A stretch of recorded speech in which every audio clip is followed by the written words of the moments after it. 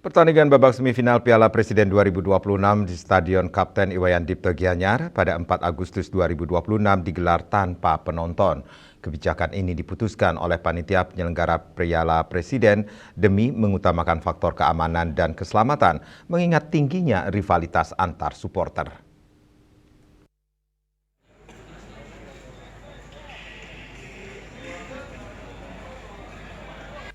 Seperti inilah suasana tribun penonton di Stadion Kapten Iwayan Dipto Gianyar pada hari Selasa, 4 Agustus 2026 malam.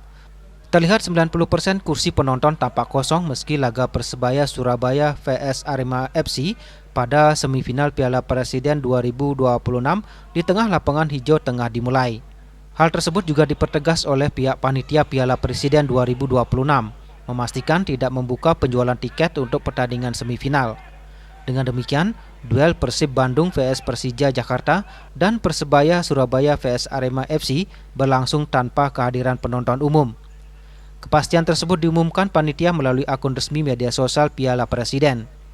Panitia juga menghimbau masyarakat untuk tidak membeli tiket dari pihak manapun dan selalu mengikuti informasi melalui kanal resmi Piala Presiden. Dengan keputusan itu, supporter hanya dapat menyaksikan laga semifinal melalui siaran langsung televisi maupun layanan streaming resmi. Semula semifinal dan final Piala Presiden 2026 direncanakan berlangsung di Surabaya. Namun setelah fase grup berakhir, panitia memutuskan memindahkan venue ke Bali.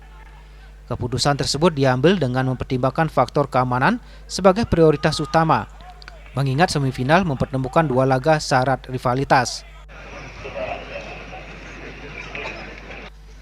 Hasil akhir semifinal Piala Presiden 2026 pada Selasa 4 Agustus 2026 di Stadion Kapten Iwayan Dipto Gianyar, Bali memperlihatkan Persib Bandung mengalahkan Persija Jakarta dengan skor 2-1 dan Persebaya Surabaya menundukkan Arema FC dengan skor 1-0.